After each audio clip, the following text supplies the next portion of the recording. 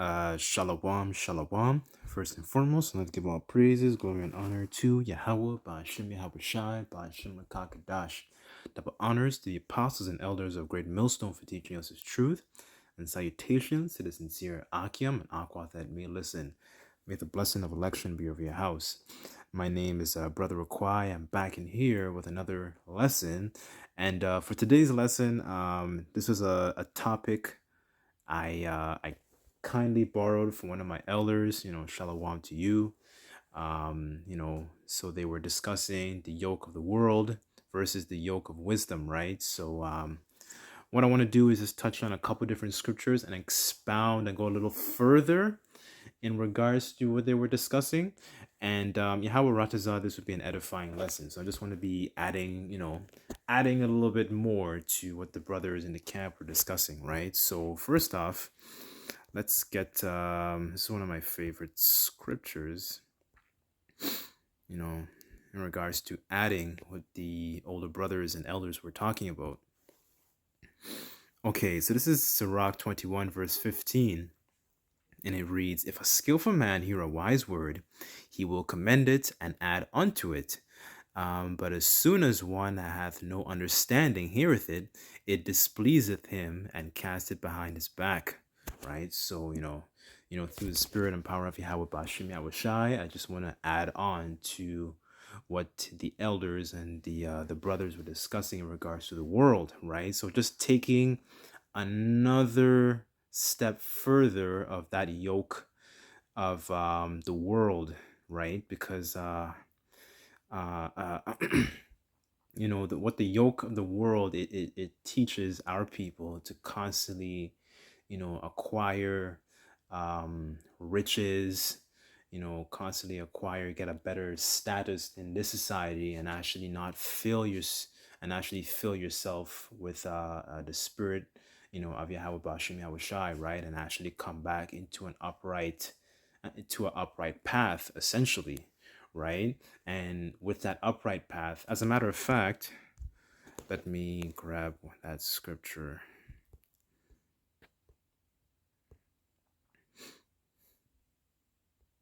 Okay, so this is Psalms chapter 27, verse 11, and it reads, "Teach me thy way, O Lord Yahweh, and lead me to the plain path because of mine enemies." As a matter of fact, let me get this in the BLB. Just give me 1 second.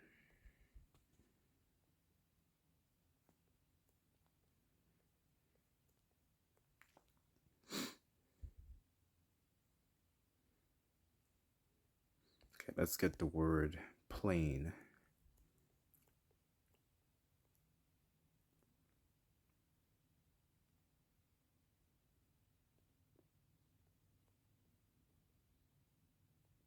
Okay, so here in the Hebrew it says uprightness, right? A level place, right? So somebody who is upright, right? So, what teaches us to be upright is this wisdom, knowledge, and understanding, and keeping these commandments. Because what? What do the scriptures say that those are? This is Ecclesiastes 12 and 13, and it reads, "Let us hear the conclusion of the whole matter. Fear the Most High Yahweh and keep his commandments, for this is the whole duty of man." Right? So this is our part of our duty. And one thing to understand is that keeping and maintaining this uprightness and this duty, it comes with that can be likened onto a yoke as well, because there's a certain way, to essentially walk, right? And there's certain things where the commandments are try to keep us, on a straight path, even though we cannot keep the laws 100% in this society. We try to our best ability to actually do the best we can, right? But understanding that is also likened unto a yoke, because it reminds you how when you cross the line and when you cross a boundary, right? So it keeps you essentially on a straight path, on a straight gate, the scriptures talk about, right? Because the yoke of the world, it enables us to actually, veer off too much to the left and too much to the right, right? So, it causes our people to go back and forth, right, and cross absolutely no boundaries, right? So that is likened unto a yoke. And and another thing too, it also drains our people, right? Because they think they're going to get some sort of pleasure and satisfaction in being a part and making all this money, right? um let's get when our people don't know, and they're spiritually dehydrated, right? Let's get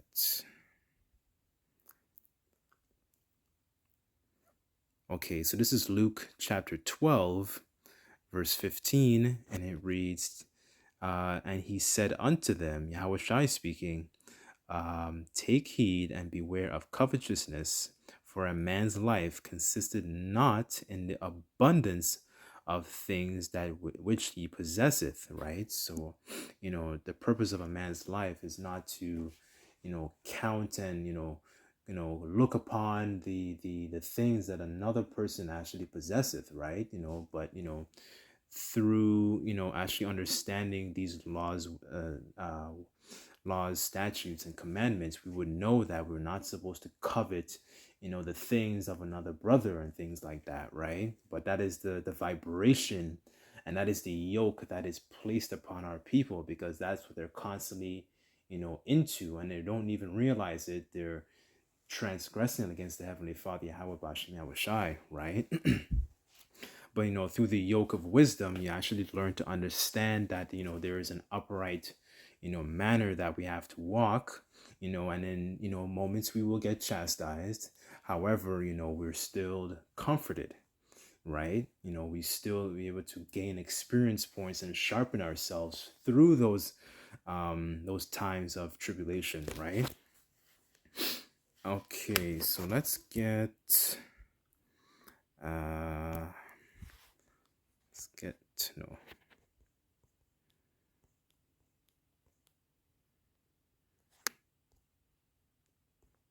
6, I believe it's 20.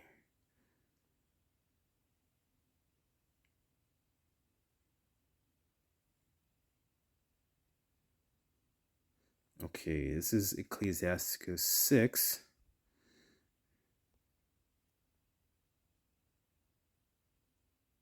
Okay, I'll start at 18 and I'll read down. Okay, so it says, my son, gather instruction from thy youth up, so thou shalt find wisdom till thine old age. Come up to her as one that ploweth and soweth, and wait for her good fruits. For thou shalt not toil much in laboring about her, but thou shalt eat of her fruits right soon, right? And this is very interesting. And let me just clarify before I make this point. That she is also referring to wisdom, Sophia, right? This is where this is where we get our comfort from, when we go through our, moments of our low moments, essentially, right? And these good fruits are like nuggets that that you acquire after you might go through something, and then it might hurt for a bit, and then after the fact you get more understanding of what it is that you went through, and it's like, oh my goodness, and you realize, my goodness, this is those are the good fruits you start to acquire, right? But all these different fruits that you acquire when you go through these different things, these things are actually, they level you up, and they make you more they make you more wise in the spirit, right? They give you more understanding, right? So when you go through particular things, whatever that might be, and these fruits are spiritual and eternal, right? So these are things that are another, somebody else can't take these spiritual things away from you, right? These are just experience points that you gain, right? But in the yoke of the world, it teaches our people specifically to actually acquire fruits, but they acquire carnal fruits, right? it's riches, it's it's stuff, it's always material goods. And that is the consequence of actually living in in the West, right? Because in the West they constantly push this capitalist society, and this is how you actually develop and you make yourself a man, and and so on and so forth, right? It's not going to teach you to actually keep these commandments. Rather than, it enables a lifestyle what encourages our people to transgress against these commandments, right? So this is why a lot of our people are lost, and they don't know their that they don't know their purpose, essentially, right? Verse 20, and it reads, "She is very unpleasant to the unlearned, and he that is without understanding will not remain with her." Right? So this is moments when people who are going through something, and when it becomes too much, when that burden it feels too heavy, they realize they kind of throw in the towel, essentially, like people like to say in the world, right? Instead of actually waiting for that peaceable fruit of righteousness, right? Actually, let me grab that. It's one of my favorites. Uh,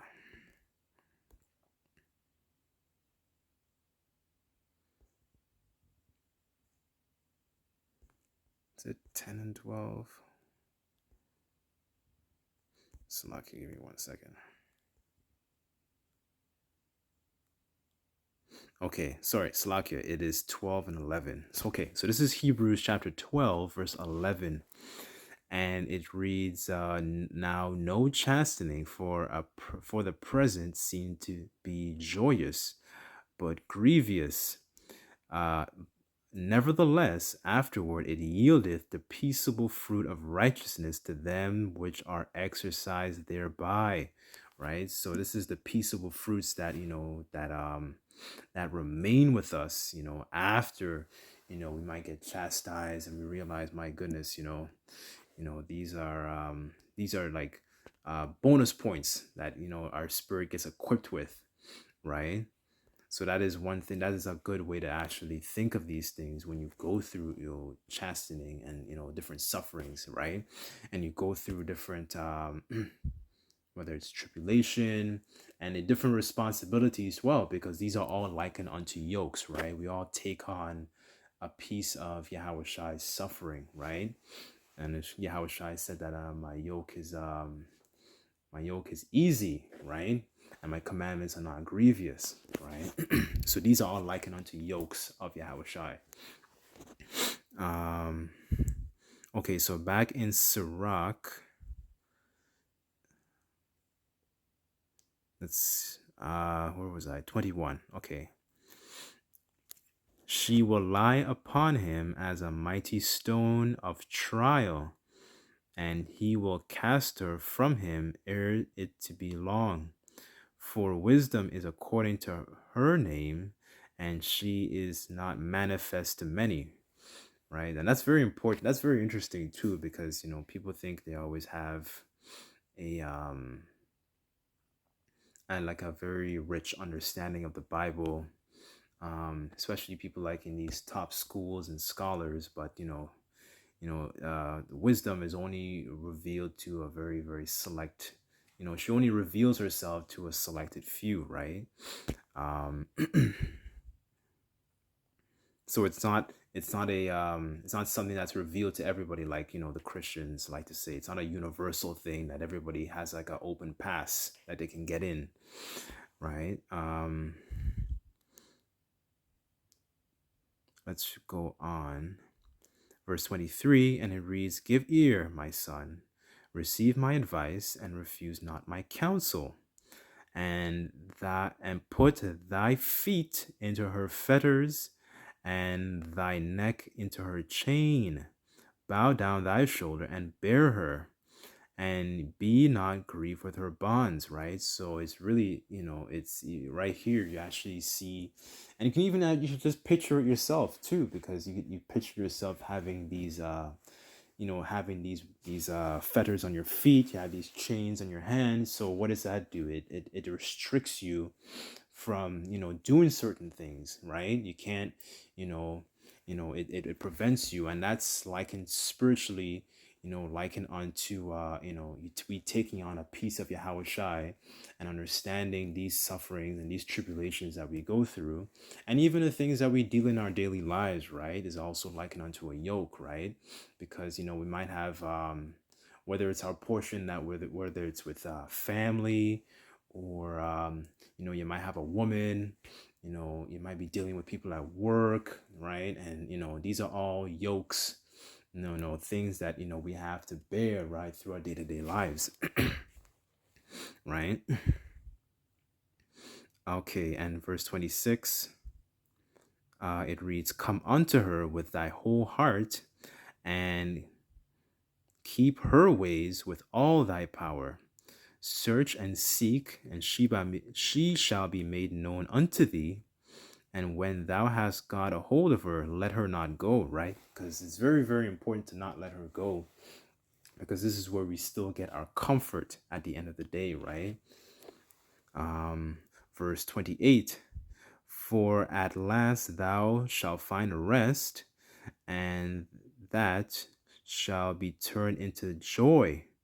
Then shall her fetters be a strong defense for thee, and the chains a robe of glory, right? So that, that is receiving, salvation, right? Because we, having this yoke has protected us from certain things and different wiles of the devil, right? Because we know there will come to be a time when, the dragon's going to come down with great wrath, because he has a short time, through their digital system and their MARK, right? So these are, this is the yoke that we want to have and maintain, Lord willing, Yahweh Ratazah, we make it through, to the end, right?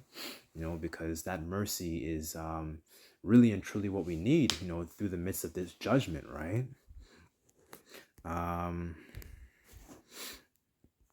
Let's get let me just back up that quick point. This is Habakkuk chapter 3, verse 2, and it reads, O Lord Yahweh, I have heard thy speech, and I was afraid. O Lord Yahweh, revive thy work in the midst of the years, and in the midst of the years make known, and in wrath remember mercy, right? So through the mercy that Yahweh Bashim Shai, Salakia, through the judgment that Yahweh Bashim Shai is bringing to Babylon the Great, and bringing to the 2/3 and these heathens, we're begging and praying for the Lord Yahweh Bashim Shai to please, Baba Kasha, remember mercy upon us, right? Anyways, I had a couple more precepts. As a matter of fact, I'll end off with this last one.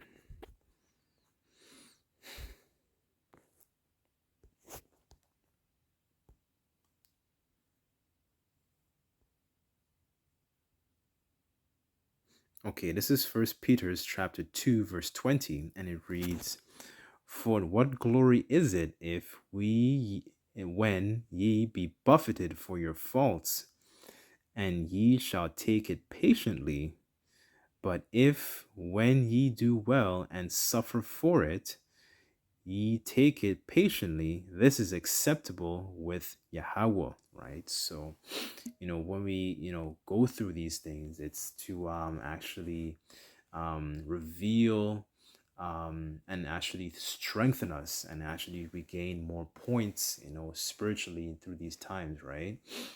So and that keeps that helps to keep us stable throughout these times, which I meant to say, right? So anyways, the yoke is also likened unto a very light affliction, right? So and hopes Yahweh Ratazah, at least, this will lead to something more eternal, right?